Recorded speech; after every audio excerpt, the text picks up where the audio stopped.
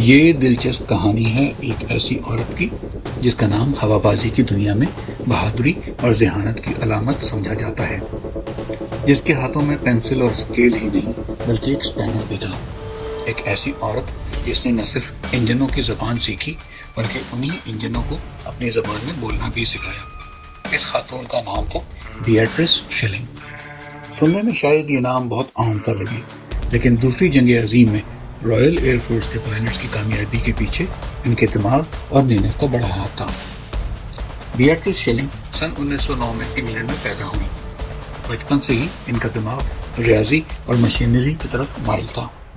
جب دوسری لڑکیاں گڈے گڑیاں کھیل رہی ہوتی تھیں، بیاٹرس اپنا وقت موٹر سائیکلوں اور کاروں کے انجنوں کو ٹھیک کرنے میں گزارتی تھی۔ انہوں نے بچپن سے ہی ایک میکینک کی طرح کام کرنا شروع کیا۔ ساتھ ساتھ انہوں نے گاڑیوں اور موٹر سائیکلوں کی ریسوں میں بھی حصہ لینا شروع کر دیا۔ انہوں نے اپنے ہائی اسکول کے دوران کئی ریسیں جیت کر کم عمری میں ہی شہرت کی سیڑھیوں پر قدم رکھ دیا۔ ہائی اسکول کے بعد مینچسٹر یونیورسٹی سے میکینیکل انجینئرنگ میں ڈگری حاصل کی اور جلد ہی برطانوی رائل ایئر کرافٹ اسٹیبلشمنٹ سے وابستہ ہو گئیں۔ وہ اپنے شعبے میں کام کرنے والی چند خواتین میں سے ایک تھیں۔ سن 1940 میں جنگ عظیم دوم اپنے عروج پر تھی۔ رائل ایئر فورس کے ہیرو پائلٹس جرمن طیاروں کے خلاف آسمانی لڑائی لڑ رہے تھے، لیکن انہیں ایک عجیب مسئلہ درپیش تھا۔ جب برطانیہ کے اسپٹ فائر طیارے تیزی سے ڈائیو کرتے یا انورٹڈ پرواز کرتے تو ان کے رولز رائس مرلن انجن کا کاربوریٹر بند ہو جاتا، انجن میں فیول کی سپلائی رک جاتی اور طیارے کا انجن چند سیکنڈوں کے لیے ڈیڈ ہو کر رہ جاتا۔ ان چند سیکنڈوں میں ہی جرمن لفٹ وافے کے میسر شمشٹ طیارے ان پر حملہ کر دیتے۔ یہ نقص ان کے لیے موت کا پروانہ تھا، کیونکہ اسی لمحے جرمن پائلٹ حملہ کر کے انہیں مار گراتے اور برطانوی پائلٹس کی جانیں ضائع ہو جاتی تھیں۔ یہ مسئلہ خاص طور پر نیگیٹو گریوٹی مینوورز کے دوران پیش آتا تھا، جس میں جہاز یا تو الٹی اڑان کر رہا ہوتا تھا یا قلعہ بازی لگا رہا ہوتا تھا۔ یہ ایک خوفناک مسئلہ تھا جس نے برطانیہ کے پائلٹس کو مایوس کر دیا تھا، لیکن بیاٹرس شیلنگ نے فیصلہ کیا کہ وہ اس کا حل نکال کر دم لیں گی۔ انہوں نے انجن کے فیول کاربوریٹر کا بغور مطالعہ کیا۔ مسئلہ یہ تھا کہ جب طیارہ اچانک نیچے جاتا تو فیول کاربوریٹر میں بھر جاتا اور انجن بند ہو جاتا۔ بیاٹرس شیلنگ اس وقت رائل ایئر کرافٹ اسٹیبلشمنٹ میں بطور انجینئر کام کر رہی تھیں۔ انہوں نے اس مسئلے کو اپنے ذمہ لیا۔ وہ خود ہی ہوائی اڈے جاتی، پائلٹ سے ملاقات کرتی اور مسئلے کو قریب سے سمجھنے کی کوشش کرتی۔ انہوں نے دیکھا کہ فلوٹ ٹائپ کاربوریٹر میں ایندھن کی سپلائی گریوٹی یعنی کشش ثقل پر انحصار کرتی ہے۔ جب طیارہ الٹا ہوتا ہے یا تیزی سے ڈائیو کرتا ہے تو گریوٹی کی قوت کام نہیں کرتی اور فیول کی سپلائی منقطع ہو جاتی ہے۔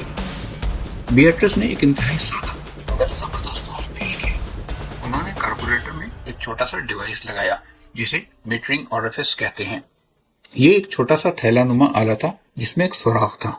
یہ آلہ فیول کے فلو کو ریگولیٹ کرتا تھا اور نیگیٹو گریوٹی مینوورز کے دوران بھی ایندھن کی مسلسل سپلائی کو یقینی بناتا تھا۔ بیاٹرس نے جب اپنا حل پیش کیا تو کئی لوگوں نے اس پر شک ظاہر کیا، لیکن بیاٹرس نے ہمت نہیں ہاری۔ انہوں نے ایک طیارے پر اپنا آلہ لگوا کر اس کی آزمائش کی۔ پائلٹس حیران رہ گئے جب طیارے نے بغیر کسی مسئلے کے تمام مینوورز مکمل کیے۔ یہ حل کامیاب ثابت ہوا۔ اس ڈسک نے ایندھن کے بہاؤ کو کنٹرول کیا اور انجن نے غوطے کے دوران بند ہونا بند کر دیا۔ اب اسپٹ فائر اور ہریکین پائلٹس اعتماد کے ساتھ جرمنوں کے تعاقب میں ڈائیویں لگا سکتے تھے۔ بیاٹرس خود اپنی موٹر سائیکل پر ہوائی اڈوں پر جاتی اور یہ ڈیوائس پائلٹ کے طیاروں میں لگاتی۔ کہا جاتا ہے کہ جب انہوں نے پہلی بار پائلٹس کو یہ حل دیا تو ان کی خوشی دیدنی تھی۔ اس چھوٹی سی ایجاد کو پائلٹس محبت سے شیلنگ اوریفس کہتے تھے۔ بیاٹرس کے چھوٹے سے آلے نے جنگ کے میدان میں زبردست اثر ڈالا۔ اب برطانوی پائلٹس جرمن طیاروں کے خلاف بہتر اور مؤثر طریقے سے لڑ سکتے تھے۔